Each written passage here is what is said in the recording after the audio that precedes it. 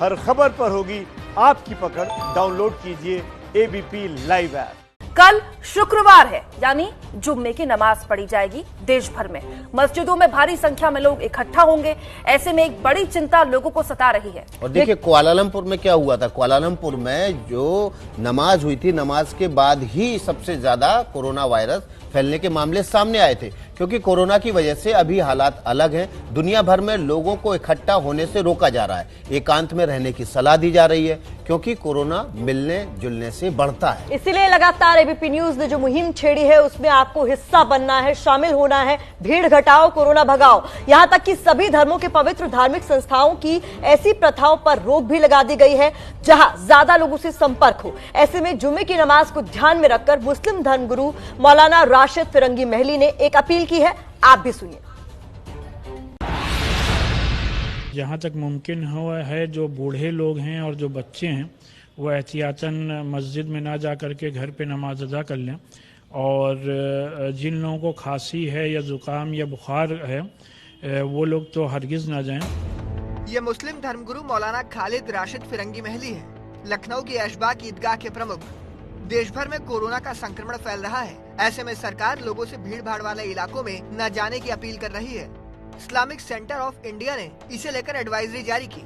Advisory में corona से सावधान रहने की अपील की गई और एहतियातन भीड़ भाड़ वाले इलाकों में न जाने से बचने के लिए कहा गया।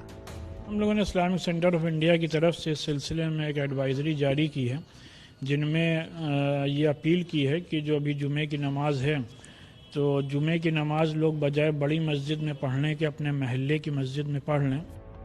कल शुक्रवार है, यानी जुमे की नमाज का दिन, और शुक्रवार को मस्जिदों में बड़ी संख्या में नमाजी पहुंचते हैं।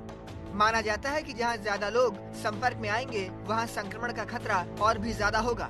इसलिए राशिद फिरंगी महली साहब ने नमाजियों के लिए कुछ सलाह दी है।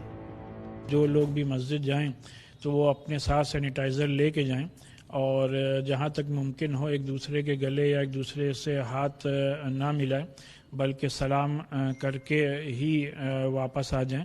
और मस्जिदों में कोई जलसा या कोई लंबी चौड़ी तकरीरें ना की जाएं। इतने दिन जलसे तो बिल्कुल भी मस्जिद में ना किए जाएं। भारत में कोरोना को रोकना है तो सामाजिक मेलजोल कम से कम रखना होगा, क्योंकि जहां एक साथ ज्यादा लोग होंगे वहां संक्रमण तेजी से और ज्यादा लोगों को होता है।